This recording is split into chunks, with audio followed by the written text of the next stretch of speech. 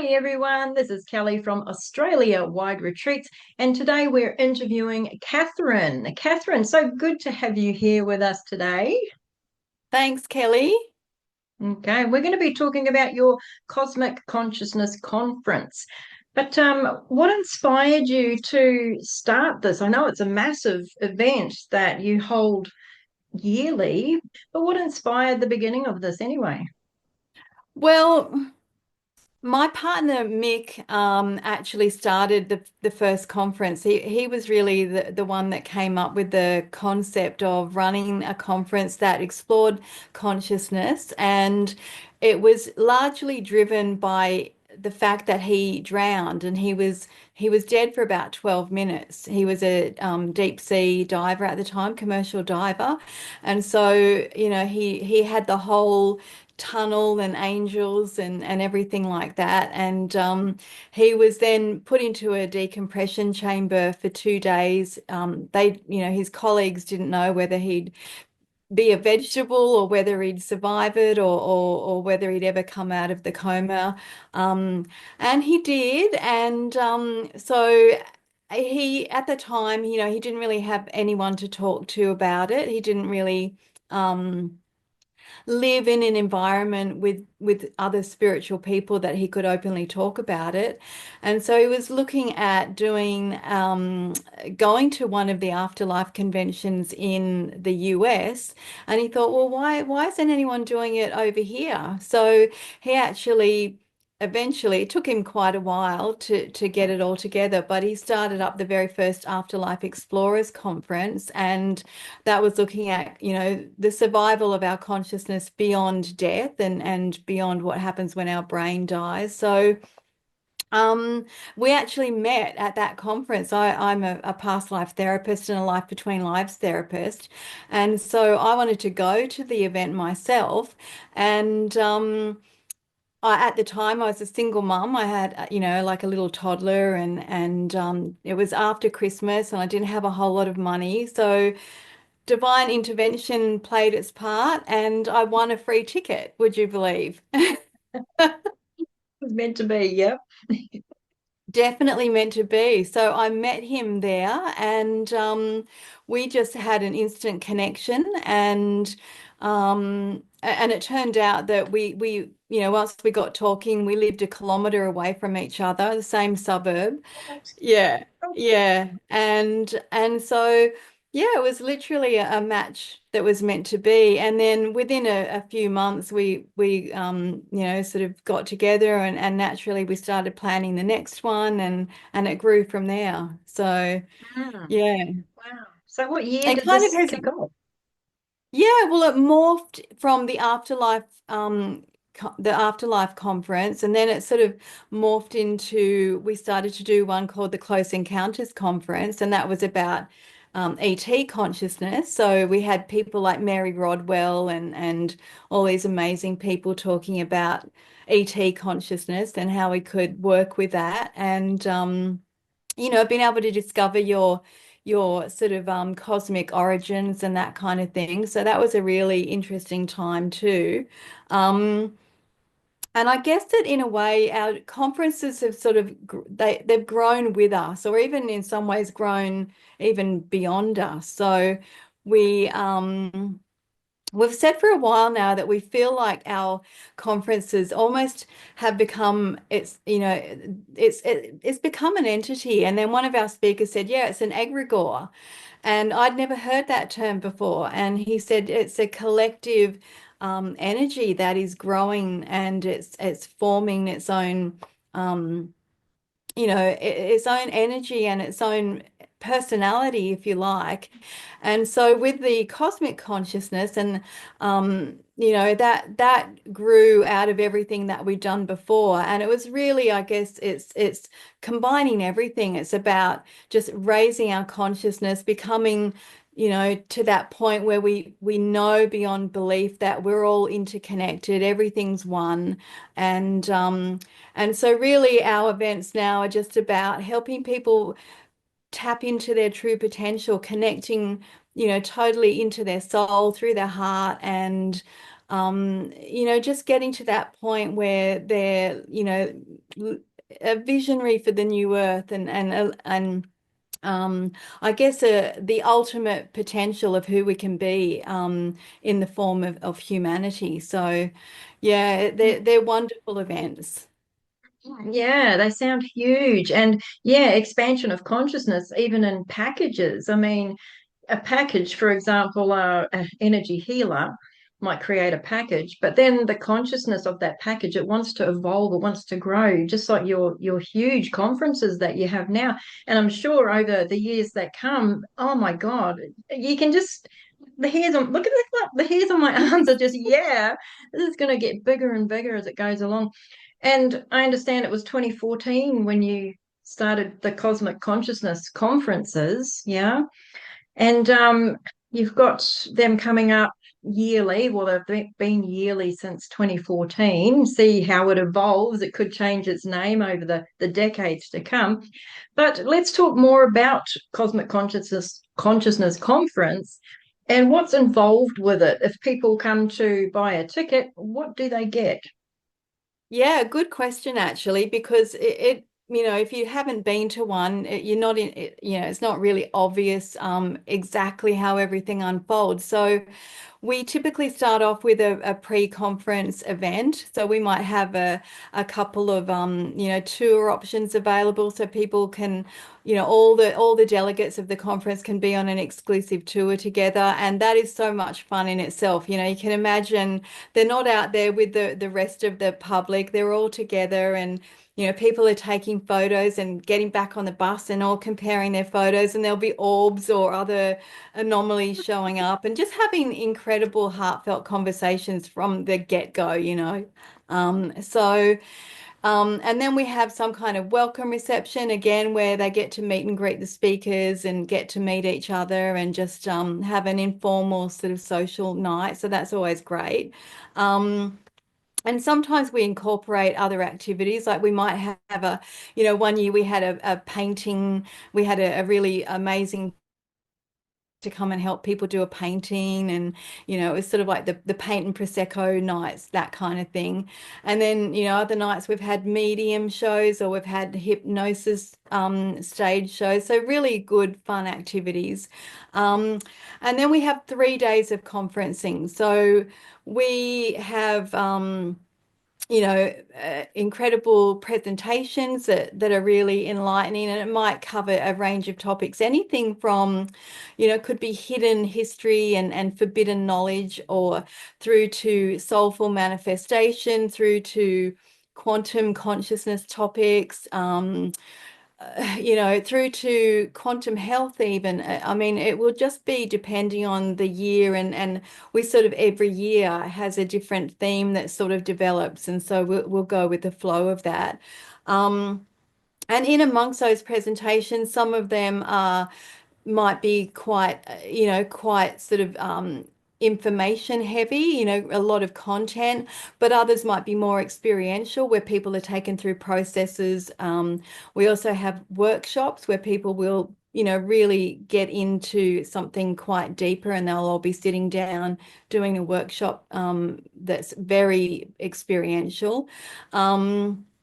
And then, we have great lunches, and so we break and we have, great food, and people get to debrief and share what they've learned and connect. And that's a really big part of it, is the connections that people make. And you know what it's like when you're with soul family and you're with like-minded people, like just great, really heartwarming conversations and connections are made, and it's one of the highlights for sure. And then typically, we may have an evening panel. So we might have a group up on stage that are discussing something, or we might have one of our speakers that will dive into a topic a little more deeper. So if people want to come along and get into something a bit more deep, they can. And then, of For, course, in the like, evenings. for example, like what are some of your workshop examples? What might people come away with? What would they be able to incorporate into their lives and do for themselves? Yeah. Or yeah, or experience. What might be an experience that they might have? Yeah, look, we have a lot of them are healing focused. So it could be that we have someone that, for example, every year we have a didgeridoo healer called Rufus Rogi, and he does phenomenal didgeridoo healing. So, in fact, one year he hopped up on stage in front of one of the elders, Auntie Nellie, who's since passed, and he was so nervous because he thought, "Oh no, I've got to play my didge in front of Auntie Nellie," and she loved it, and she said to me afterwards, "I've never heard something like that." She wanted to know how he did it because he's so good at it, and he's such a great healer. So he might do a group session where everyone's just lying down on the ground and he'll go around with the didge and you can feel the vibrations and the sound healing, it's just phenomenal. So people will walk away and they've had incredible healings. Um, or it might be something more like we had a facilitator who did something called spiritual tapping. And so he was teaching everybody how to tap on the acupressure points, which a lot of people know is quite mainstream these days, but he took it sort of next level to really connect in, on a soul level, really tap into your own inner spirituality and your own inner landscape. So, things like that. That was quite I guess a Mm. practical one where people had their own experiences that they took away. We'll always have sound healers. We've got a beautiful pair of sound healers who actually met at one of our first events, and they met there. They didn't know why they'd been called there. They actually saw each other at the airport and sort of eyed each other off. And then they were on the same bus. They got out. They were in the queue to sign into their hotel room, and they got talking like, "Are you going to the same conference?" And so at the time, they were both, one was working as a kitchen installer, a kitchen, I don't know what, puts in kitchens, and Elise was working as a personal trainer, and they got together. The next year they came back. Tim proposed on stage to Elise, and luckily she said yes. And then they got married. They've had a baby, and they've been working together for years now, doing sound healings, and they do incredible vocal healings and using sound bowls and other instruments. So we have those guys at the conference every year. They run workshops and do sound healing. So we might have people doing, meditations where they're bringing through, their golden divine light, all sorts of things. So yeah, you Yeah, name yeah. it, we've probably done it. Wow. Do you get really deep? I mean, you mentioned workshops before, deep in the way of moving energetic blocks from the body and Yes, doing shadow definitely. work kind of stuff as well. So really crawling Yeah, into the I would pit, so to say speak. yes, actually. We have had some speakers that have worked with shadow work, and there's a lot of trauma released, all types of our speakers and facilitators will do, helping people release the trauma, looking at your shadow. So yeah, we cover a lot. There's a lot of information that comes through in those 3 days, and we might run workshops either side of the conference as well, depending on who we've got presenting. So we have the healing component of it is a large part of it because you can imagine what it's like when you've got a room with hundreds of light workers and the dynamic of that energy together just amplifies the healing. And so, I've got my chiropractor, he doesn't ever just work on one person in his practice. He has 3 or 4 people in a room at a time. And he said everyone thought that was a bit weird at first, but he's realized that when he's healing one patient, it's kind of like a domino effect where he'll be working on one patient and the next patient is getting, he can hear them breathing and letting go um and so imagine that amplified hundreds of times. It's very, very potent. Yeah, and the frequency of the people that are gathering with you, this can, I'm guessing, potentially cause even more unseen to be seen in the photos that people might take, etc., for your orbs, for example. Yeah. Yeah, absolutely. Yeah, we Exciting. ha every year we run a photo competition at the end of the conference, and we get everyone to tag us into their photos that have all sorts of weird anomalies showing up, and we get some good ones, that's for sure. Oh, wow. You Yeah. also mentioned the tapping. I've done tapping for myself. I mean, there's loads of EFT tapping on YouTube that anybody can access, but I did it in such a way, in a, well, you could say a spiritual way, and it flipped absolutely everything for me. So stuff was coming up. It was a right mess. It was absolutely fantastic. And I've just, my life has Yeah. become clearer just by doing that and Yeah. working on these different points and doing it in a certain way. So I'm excited about that aspect if you ever get that speaker back in. But I know they're constantly changing with you, wherever you might be moving to and presenting. Um, so, what about mindset stuff? Focusing on manifesting. Do you have any of that Yeah. as well? Absolutely. Yeah, we always incorporate that because it's so important that, as light workers and energy healers and a lot of us in the spiritual world, we're very good at giving and not so good at receiving sometimes. And, we've had so many lifetimes where we've been persecuted and oppressed for being a healer. And or being that spiritual person, whether it's the the person that you go to get the herbal remedies from, or the person that is the psychic and we've been killed, we've been persecuted, we've been outcast, and that still shows up, and there's that residue in many of us. I think it is shifting. And a lot of the people that come to our events now, we've noticed it over the years, they're becoming quite entrepreneurial. Their finances are growing. They're starting to realize that just because we're spiritual doesn't mean we have to give everything away.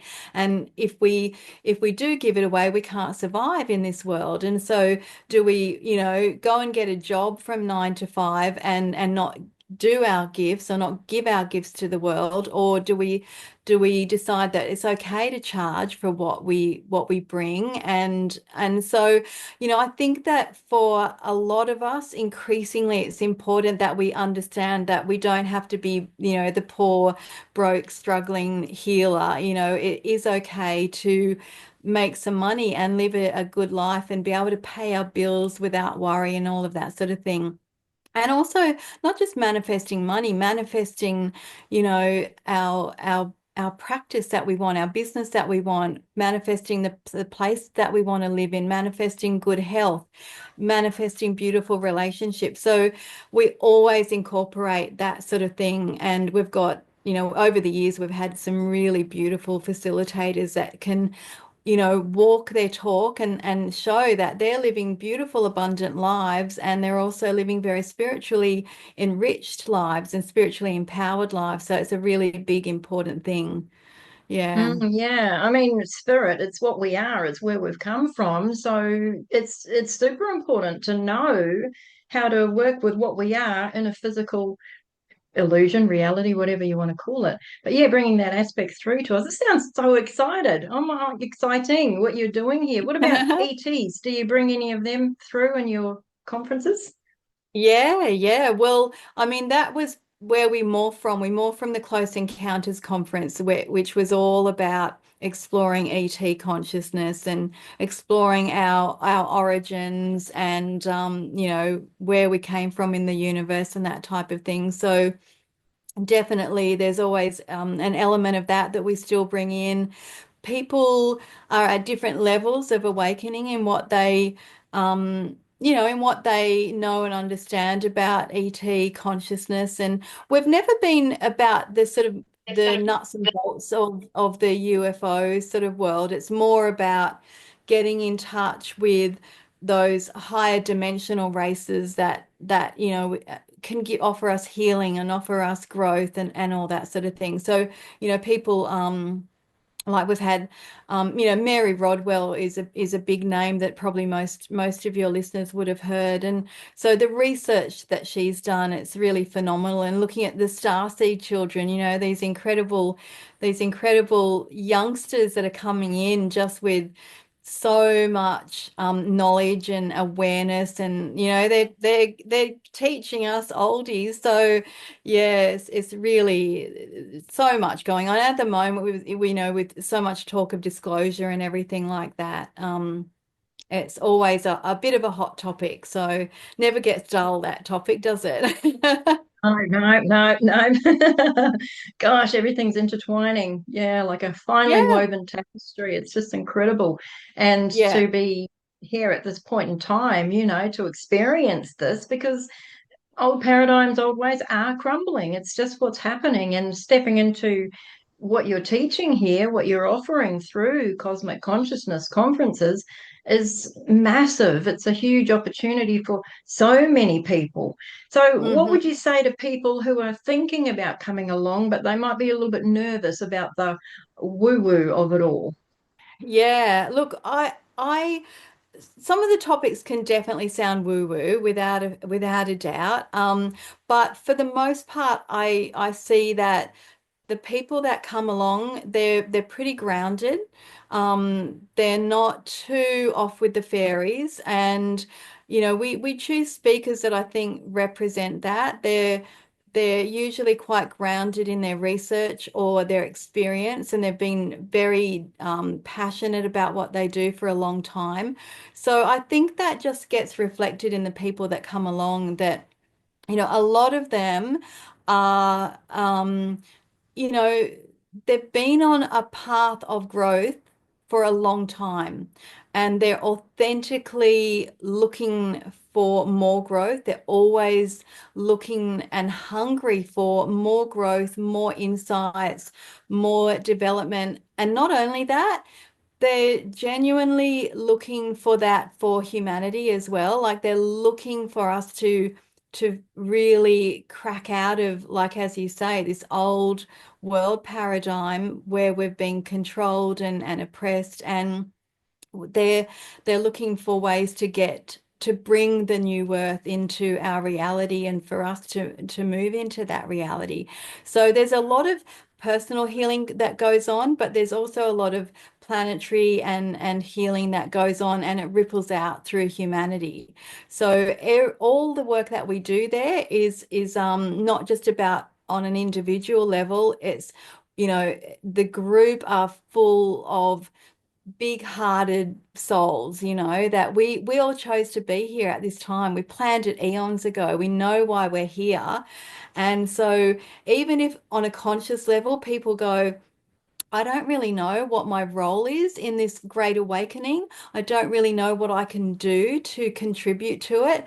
But they just are at that level, I guess, where they just follow their heart. And then they know that if they listen to their heart and their heart brings them to this conference, for example, that it'll be the right thing for them. And we saw, and as an example of that with Tim and Elise, the sound healers, like they both thought, I don't know what the hell I'm coming to this conference for, but they just went with the flow. They met each other, and now they're out there doing great things in the world, and they're healing a whole bunch of people now through their unique coming together. So for anyone that might think, I don't know, it's a bit nerve-wracking, particularly we get a lot of people that come solo. It can be nerve-wracking, but they are very much put at ease very quickly. And because we've just got such a big soul warm, heart opened community. So people just embrace each other really quickly. Nice. Oh my gosh. And for people, is there actually anything else that you want to add before we wrap this up? Um, I You've just think got we've so I much. So I much know. content, so much I information. know. Yeah.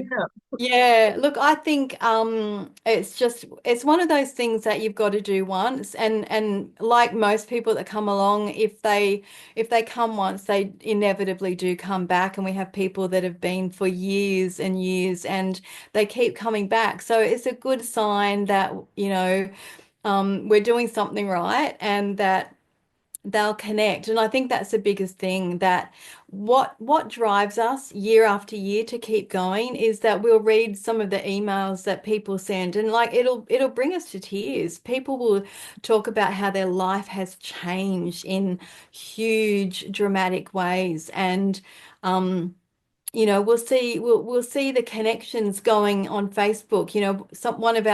One of our delegates might put up a post about something, a problem or an issue, and I'll notice that so many of the responses are people that have been to our event as well. And so that community that has grown, and the way that people connect and help each other and support each other. And when I say, I call our delegates, I say, we're soul family, and it feels like that. It really does feel like we're soul family, and so that connection is beautiful. Um, so it's worth coming just for that, because we see connections and collaborations that have formed that that are going, years later, and will probably continue for a long time. So that's really worthwhile coming just for that alone, not to mention all the healing and the knowledge and the exchange of information and that sort of thing. It's yeah. If I do say so myself, it's definitely worth coming along to and giving it a go. Yeah. I mean, you look at the bigger picture of it and how you and Mick met and how your sound healers met and how this conference is expanding and people are just, we're calling in your tribe and Yeah, everyone's connected with everyone. Yeah, which makes it so much more powerful moving forward. It's yeah, bigness of it all. If there's a word that fits in there, that's it. Yeah, it's amazing. yeah, So, yeah. Well said, Kelly. mm, so for people to find out dates and locations and pricing, etc., what's the website that they can go to learn more It's about cos cosmic consciousness? yeah, it's easy. Cosmicconsciousness.com.au. Okay, nice one. And I also want to add different ways to connect with you here in the video links. So check out the description below and touch base with Kathryn and learn more. Oh my gosh, this sounds like a phenomenal experience, not to be missed. Like Kathryn said, if you only do it once, fantastic. But I reckon if you do it once, you'll be back. Yeah. Yeah. Thank you so much for spending this time with us here, Kathryn, and thank you for sharing Cosmic Consciousness Conference and oh gosh, everything that it can provide for people to help expand our consciousness and to help humanity grow forward. Yeah, thank you so much. Thanks, Kelly.